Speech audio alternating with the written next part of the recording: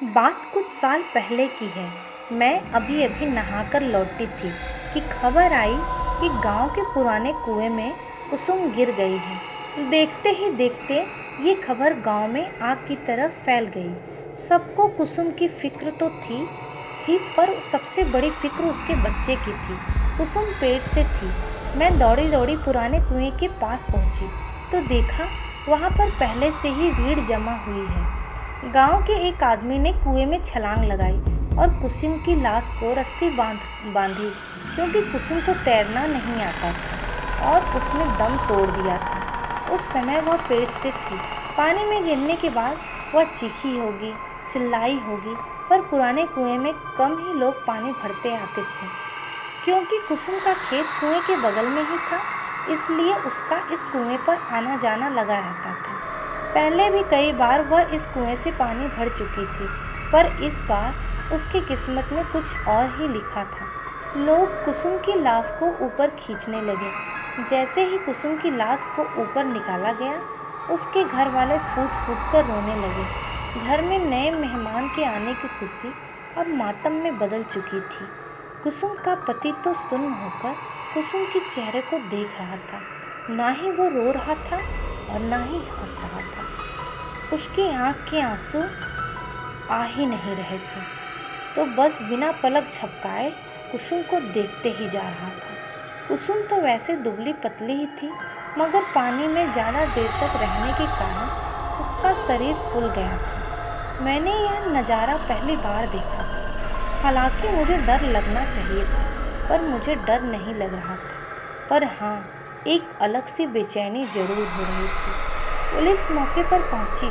उसने गांव वालों का बयान लिया और अंतिम संस्कार करने की इजाज़त दे दी। पुराने कुएं वाले खेत में ही कुसुम का अंतिम संस्कार किया गया। मौत तो इंसान के हाथ में नहीं होती। शरीर से आत्मा कब निकल जाए किसी को पता नहीं चलता। कहते हैं अंतिम संस्कार करने के बाद इंसान की आत्मा को शांति मिलती है, मगर आत्मा खुद ही शांति न चाहे तो?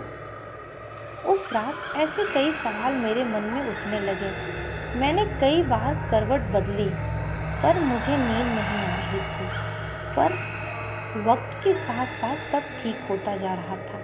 उस हादसे को गुजरे हुए अब 1 महीने हो चुके थे। एक बार एक मजदूर उस पुराने कुएं वाले खेत में काम करने जा रहा था। तभी उसे एक औरत की रोने की आवाज़ आई। वह कुएं के पास जाता है। उसने देखा कि वह आवाज़ कुएं से आ रही है। अगले दिन उस मजदूर को तेज बुखार आता है। तेज बुखार से उसका शरीर तप रहा होता है।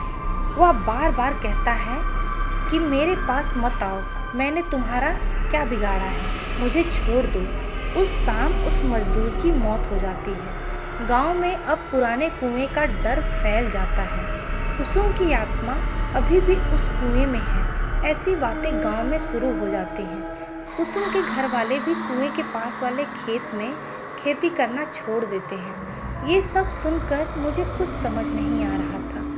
मेरी दादी जी के भी गुजरे कुछ ही महीने हुए थे और उनका अंतिम संस्कार तो हमारे घर के पीछे ही किया था। फिर मुझे कभी मेरी दादी जी क्यों नहीं दिखाई दी। मेरे दादाजी कहते थे कि इंसान के बाद कुत्ते का जन्म लेता है। इत्तेफाक से दादाजी के गुजरने के दूसरे ही दिन हमारे घर में कुत्ते का बच्चा लाया गया, जिससे कि घर की और खेती पर नज़र रख जाए। मन में सवाल फिर से उठने लगा। मुझे कई बार उस पुराने कुएं पर जाने की इच्छा हुई, पर डर के मारे कभी हिम्मत नहीं हुई। हालांकि हमारे घर तक आने का सबसे छोटा रास्ता उसी कुएं के पास से गुजरता था, पर यह सब होने के बाद हमने दूसरे रास्ते से आना जाना शुरू कर दिया था। एक रात पिताजी बाजार से घर लौट रहे थे। आज उन्हें बहुत देर हो चुकी थी। बारिश का मौसम था। रात का अंधेरा था। उसमें काले बादल। अचानक जोर जोर से बादल गरजे और बारिश शुरू हो गई। पापा एक पेड़ के नीचे रुक जाते हैं और बारिश रुकने का इंतजार करते हैं। बारिश रुकते ही बजाय बढ़ रही थी। उसके बाद उन्हें पुराने कुएं के पास छोटा रास्ता याद आया। मेरे पापा भूत प्रेत पर विश्वास नहीं करते थे। पापा पुराने कुएं के रास्ते पर चल पड़ते और चारों तरफ अंधेरा और बारिश की आवाज़। पापा तेज चलने लगते हैं। तभी उनके पैरों के साथ पायल की आवाज़ आने लगी है। पापा एक जगह रुक जाते हैं तो पायल की आवाज़ भी शांत हो जाती है। पापा फिर से चलने लगते हैं। उसी के साथ पायल की आवाज़ भी आने लगती है। तभी उनके पीछे से कोई गुजरता है। वह पीछे देखते हैं तो पीछे कोई नहीं होता, पर जैसे ही वह आगे देखते हैं उन्हें कुसुम की आत्मा दिखाई देती है। उसे देखकर पापा की आंखें फटी की फटी रह जाती हैं। वह डर के मारे पीछे जाने लगते हैं और कीचड़ में फंसकर गिर जाते हैं। कुसुम की आत्मा धीरे धीरे पापा के पास आने लगती है। पापा अपनी आंखें खोलकर देखते हैं तो हमारा कुत्ता उनका हाथ चाट रहा होता है।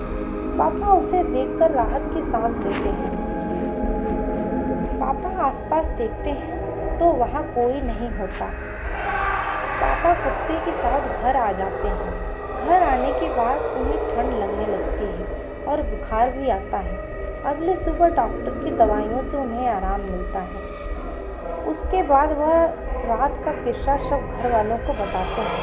तभी मेरे ताऊ जी कहते हैं कि बड़े बुजुर्ग ठीक कह गए हैं। मरने के बाद इंसान कुत्ते का जन्म ले लेता है और यह कुत्ता और कोई नहीं बल्कि हमारे पिताजी ही हैं। उन्हीं ने ही तुम्हारी उस आत्मा से रक्षा की है। फिर से मेरे मन में कई सवाल थे, पर इस बार मैं समझ गई थी कि कई सवाल ऐसे भी होते हैं जिनके जवाब आज तक इंसान नहीं पाया। आपको क्या लगता है, मरने के बाद इंसान का आखिर क्या होता है?